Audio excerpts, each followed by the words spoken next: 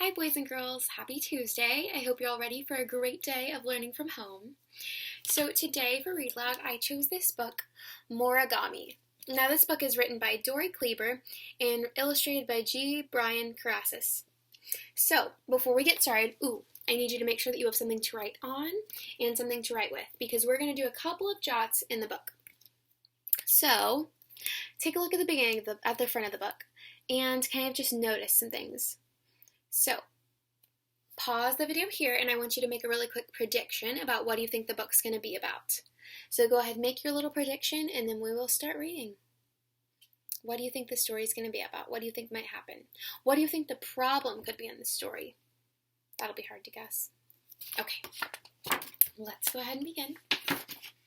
And they decorated the title page kind of. Cool. And here's the actual title page. And if you look closely, you can see that they made it look like there are folded lines on it. So, More-igami. It's a cool detail. Joey loved things that folded.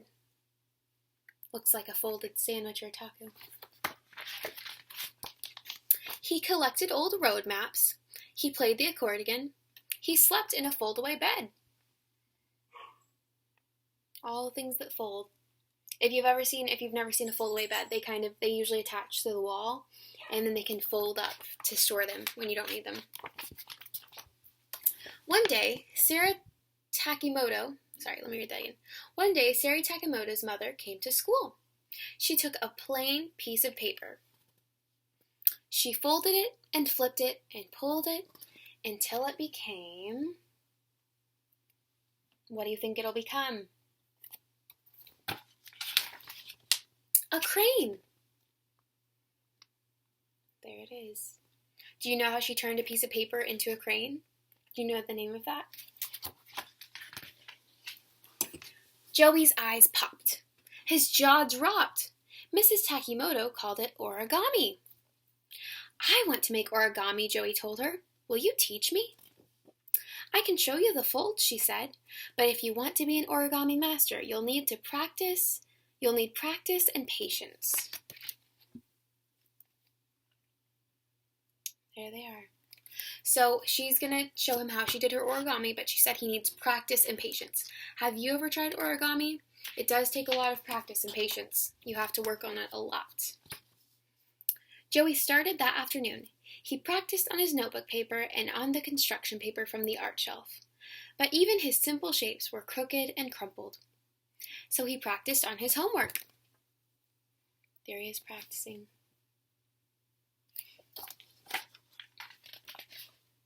And on the newspaper, and on his sister's sheet music. Uh-oh, he's folding everything up. And he practiced on all the gift wrap and the recipe from Aunt Vivian's pineapple surprise. Uh-oh.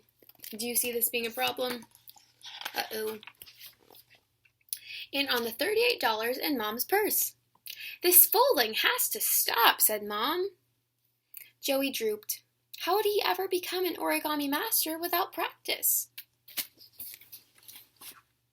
So, it seems like the problem is that Joey really wants to become an origami master and he wants to practice, but he's practicing on all the wrong things.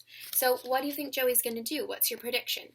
Go ahead and make a little jot before you go on.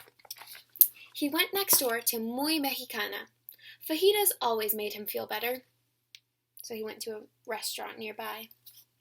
Joey, Mr. Lopez sang. Hey, what's wrong? It takes practice and patience to be an origami master, said Joey. But whenever I practice, everyone else loses their patience. Many artists are misunderstood, amigo, said Mr. Lopez, especially when you are just learning. So it seems like Joey is feeling a little bit discouraged. Have you ever tried to learn a new skill or try something new, but after you practice and practice, do you ever get discouraged when it's not working right away? Joey's situation is a little bit different because he can't practice on the things he's been practicing on. But have you ever gotten discouraged with something you've practiced? Go ahead and make a little jot about any connections you have to the story, about how Joey's feeling right now. There he is.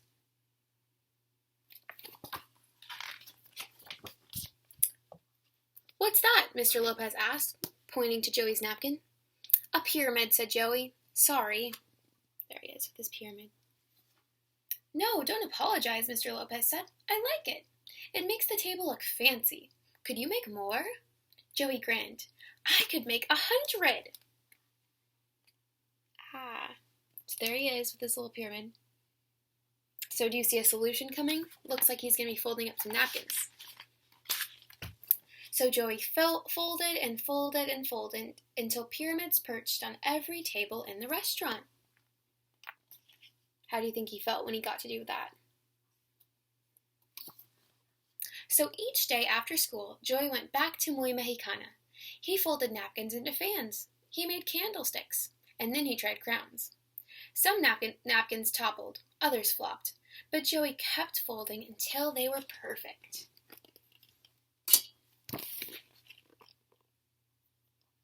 So what do you notice Joey is doing?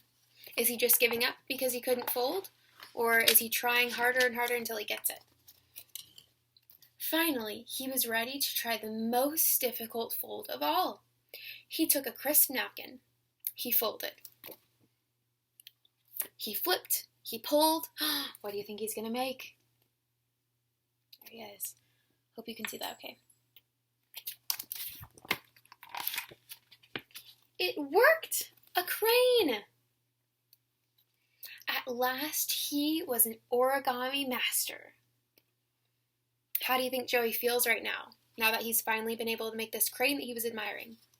Can you connect to any part of this story? Did you ever work really hard to try to master something or be good at something and you finally got it? How did you feel when you finally were able to do something that you'd worked so hard on? Go ahead and jot down really quick how you felt after you worked on something really, really hard. Just then, a girl walked in. She was waving a paper fan. Her eyes popped. Her jaw dropped. "Did you make that?" she asked. Joey nodded. Looks like she likes the crane. What do you think is going to happen next? "I can show you how," said Joey. "But I should warn you, it takes practice and lots of patience." There, she's admiring it. So does this remind you of the beginning of the story? Kind of like a circle ending where it circles back to the beginning, because now Joey is a master and he's going to teach the girl just like the mom that came in at the beginning. That's the end. So here is a little guide to folding your own origami ladybug. So I know my screen's flipped for you guys, but this is the first step, and it looks like this is the second. Oh yeah, they're numbered. First, second, then third, fourth, fifth, and sixth. So if you want to look at this and maybe try your own origami, I'm going to leave it on the screen for just a second so you can pause it if you need to. There's number 1, 2, and 3.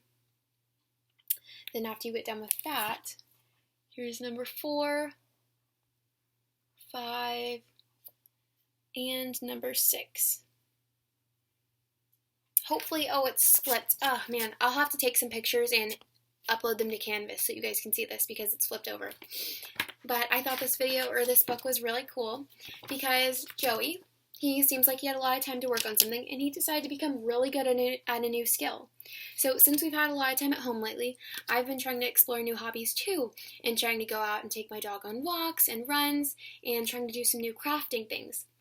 So maybe if you're feeling bored or you're feeling like you need something new to do, you could try origami or try something else, a new hobby that maybe you've always wanted to try out.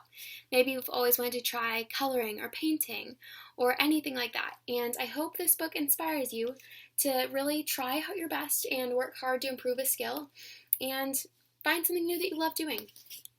Thank you guys for reading with me. See you later. Bye.